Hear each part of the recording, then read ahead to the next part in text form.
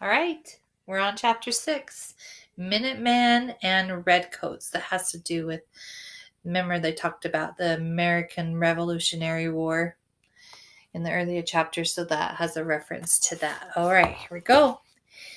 So remember, he just had a fight with Flea. He called her the S word, which is stupid. He thought the book was stupid, so here we go. If Flea were a boy, everything would be different. First, she wouldn't have ignored me all morning. Second, things would have improved between us on account boys have more respect for one another after a good pounding. But Flea is not a boy, she's a girl, and girls are weird, even if they wear a cool eye patch, drag a cool peg leg, and know how to throw a mean uppercut. I was thinking about all this when, Alvin, a voice called, Alvin. My heart stopped. It was Miss P. She is very nice, but she has a habit of calling on you when you least expect it. Teachers do that.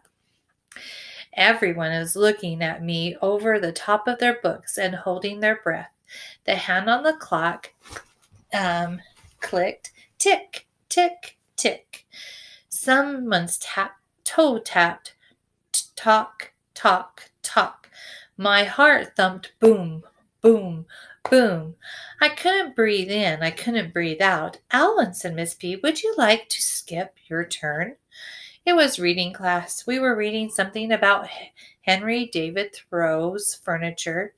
He had only 3 chairs, 1 for being by himself, 2 for a friend, and 3 for a party. Normally, I like reading. Like my dad, I am a great reader for my age.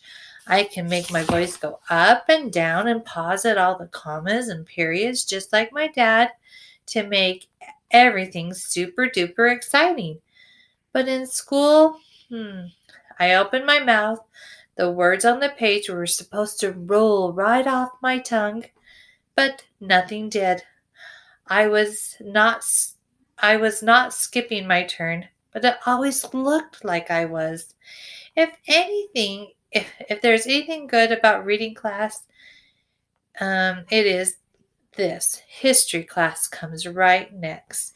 History class is not like reading class.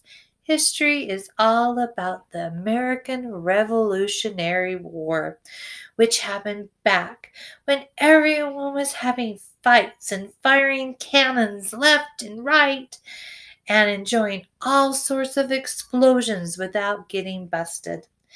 If you lived in Concord, Massachusetts, which is hard to spell, but it's not hard to like history. My Gung Gung says it has something to do with Feng Shui, which is a Chinese way of saying some places are more exciting than others. The only problem with Concord is that there are no volcanoes. If there were a volcano with explosions now and then, it would be the most exciting place in the world. The best thing about history, as everyone knows, is that you can play it at recess. Our favorite game is Patriots Day, which is based on the most exciting day of the year, April 19th. Ooh, that's coming up. Which is the day when the American Revolutionary War began back in 1775. Every year on that day, the church bells ring like crazy, just like they rang a long time ago, to call the Minutemen out from their homes to fight the Redcoats. The Minutemen were the good guys. They were ready to march or fight at a minute's notice, and the Redcoats were the bad guys, sent by the King of England to capture the gunpowder and explosives that the Minutemen had hidden all over Concord. This is how to play Patriots Day.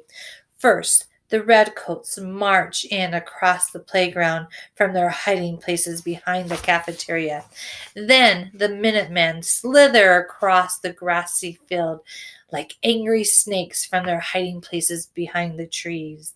They meet at the old North Bridge, which was really the monkey bars, where the redcoats would let the Minutemen swing across. The Minutemen began to swing away because the monkey bars belonged to them, and the British say, "No way! They've just captured the monkey bars." So they shoot the Minutemen, who then drop dead on the wood chips. Then the British redcoats want to pretend to be dead too, but the Minutemen won't let them. The redcoats pretend to be dead anyway, but the Minutemen won't stand for this, and they duke it out, just like they did back in historic times. It was mayhem and chaos. It was the beginning of the American Revolution. But before you can have a revolution, you have to choose sides.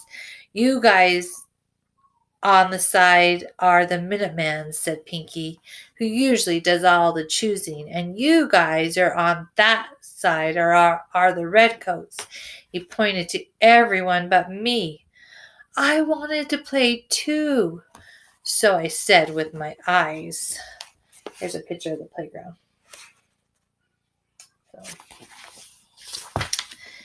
I wanted to be a Minuteman or a Redcoat. It didn't matter to me. War was war. Hey, how about Alvin? Asked Sam. He doesn't like leaving anyone out. I stood up as tall as I could. Alvin who? Said Pinky. He looked around. He looked up and down. He looked right through me. Who's Alvin? Pinky is no Pinky. He has been the biggest boy in my class since kindergarten, because he started school late. He's also the leader of the gang, which means if he doesn't play with me, the other boys won't either. I wish with all my might that Pinky would let me play, but he never does. Then I wish with all my might that I could just scream, but I couldn't. I could only stop my foot, which didn't help. I was buzzing mad, like my dad's electric razor, but I couldn't buzz. The British are coming! The British are coming! Pinky yelled and started the game. He's pretending to be Samuel Prescott, the local hero who warned Concord that the enemy was approaching. It is not fair that Pinky is always Samuel Prescott, but he is the biggest boy, and the biggest boys can do whatever he wants. Save the king, yells Jules. Jules was the leader of the Redcoats. Save the Minuteman, screamed Sam. Charge, everyone yelled. The gang headed for the monkey bars, where the Minutemen pounded the Redcoats, and the Redcoats thumped the Minutemen until the playground monitor came and called time out. It was fantastic.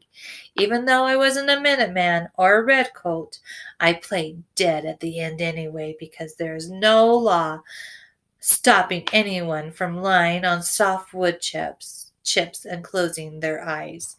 You can't live in Concord without loving history, but I sure wish that I loved recess too. Oh, poor Alvin. He wants to play. Make sure you always include everyone when you play at recess. Okay, I hope you guys enjoyed it. Bye. Oh, don't forget to answer the questions. I hope you listened carefully.